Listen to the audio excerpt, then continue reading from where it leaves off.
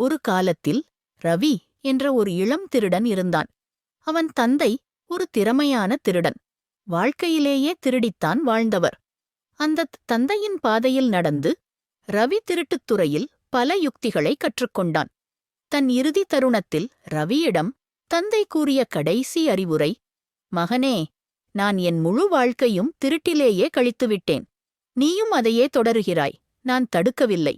ஆனால் ஒரு விஷயம் மட்டும் நினைவில் வைத்துக்கொள். எந்தத் தருணத்திலும் கோவில், ஆசிரமம் அல்லது எந்த ஆன்மீக இடத்துக்கும் உள்ளே செல்லாதே. ஒருமுறை நீ அங்கே காலடி வைத்தால் உன் திருட்டு வாழ்க்கை முடிவடையும். இந்த வார்த்தைகள் ரவியின் மனத்தில் ஆழமாக பதிந்துவிட்டன. சில நாட்களில் அவன் தந்தை இறந்துவிட்டார். ரவி திருட்டு வாழ்க்கையை தொடர்ந்தான். ஒரு இரவு ரவி ஒரு செல்வந்த வணிகரின் வீட்டுக்குள் திறமையாக பூட்டைத் திறந்து உள்ளே நுழைந்தான். கவனமாக அலமாரியைத் திறந்து பொன்னும் நகைகளும் பையை நிரப்பினான். ஆனால் வெளியேறவிருக்கும் தருணத்தில் ஒரு கூச்சல் எழுந்தது. திருடன், திருடன்! வீட்டினர் விழித்தனர். காவலர்கள் விரைந்து வந்தனர். ரவி ஓடத் தொடங்கினான். வீட்டிற்கு பின்னால் இருக்கும் வீதியில் ஓடிப் பிழைக்க முயற்சித்தான். அந்த ஓட்டத்தில் அவன் ஒரு ஆசிரமத்தை பார்த்தான். காவலர்கள் வேகமாக பின்தொடர்ந்தன. தந்தையின் வார்த்தைகள் மனத்தில் ஒலித்தன. ஆன்மீக இடத்தில் காலடி வைக்காதே. ஆனால் வேறு வழியில்லாமல் அந்த ஆசிரமத்துக்குள் ஓடினான். ஒரு தூணின் பின்னால் மறைந்தான். அப்பொழுது அந்த ஆசிரமத்தில் ஒருவர் உரை நிகழ்த்திக் கொண்டிருந்தார். ரவி செவிகளை கைப்பிடித்து மூடினான்.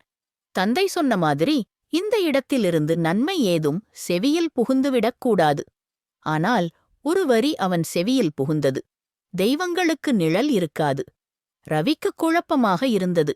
ஆனால் அவனுக்குத் தேவையான விஷயம் காவலர்களிடம் இருந்து தப்பிப்பது என்பதால் அதை பெரிதாக எடுத்துக்கொள்ளவில்லை. காவலர்கள் அவனை பிடித்தனர். அவனை அரசரின் நீதிமன்றத்திற்கு கொண்டு சென்றனர். அரசர் கேட்டார், வணிகரின் வீட்டில் நீ திருடியதற்கான குற்றத்தை ஒப்புக்கொள்கிறாயா? அப்பொழுது தந்தையின் இரண்டாவது அறிவுரை மனத்தில் தோன்றியது. எந்த நிலையிலும் திருடியதை ஒப்புக்கொள்ளாதே. அவன் சொன்னான், இல்லை மகாராஜா, நான் எதையும் திருடவில்லை. அமைச்சர்கள் குழம்பினர். நாட்டின் சட்டப்படி குற்றவாளிதானே ஒப்புக்கொள்ளாத போது தண்டனை வழங்க முடியாது. அவர்கள் ஆலோசனை நடத்தினர். ஒரு மூத்த அமைச்சர் யோசனை கூறினார், அவன் எந்த தெய்வத்தை வழிபடுகிறான் என்று தெரிந்து கொள்வோம். அதற்கேற்ப செயல்படலாம். தேர்வில் ரவி துர்க்கை அம்மனை வழிபடுவதாக தெரிந்தது. அதன்பின் ஒரு சூழ்ச்சி தயாரிக்கப்பட்டது.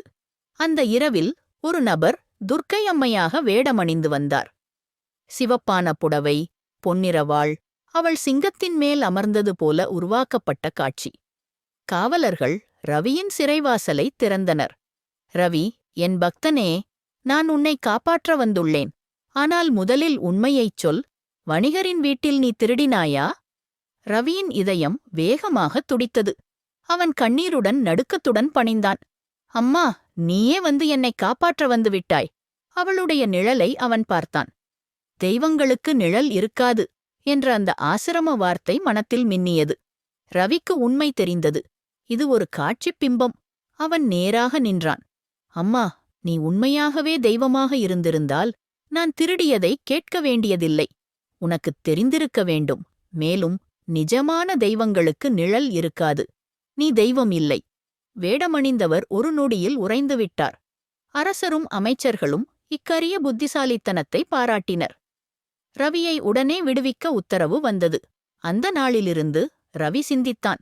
அந்த ஆசிரமத்தில் கேட்ட ஒரு வரியே என் வாழ்க்கையை மாற்றிவிட்டது. முழு வாழ்க்கையும் இப்படிப் போனால் எப்படி இருக்கும்? அவன் திருட்டு வாழ்க்கையை விட்டுவிட்டு சீர்மையான வாழ்வைத் தொடங்கினான். ஆண்டுகள் பின் ரவி ஒருவிதமான ஞானியும் நல்ல எண்ணங்களோடு வாழும் மனிதனாகவும் வளர்ந்தான். அவரது திருட்டுக்காலம் நினைவில் கூட வராதபடி மறைந்தது. இந்தக் கதை நமக்கு சொல்வது, உண்மை மற்றும் நற்பண்புகள் புத்திசாலித்தனத்துடன் இணைந்தால் வாழ்க்கையை உயர்த்தும். நல்ல வழியில் செல்லும் வாழ்க்கைதான் அமைதி மற்றும் வெற்றிக்கு வழிகாட்டும். இதுபோன்ற மற்றொரு கதையுடன் அடுத்த முறை உங்களைச் சந்திக்கிறேன். Subscribe to Jilly Billy Kids Universe!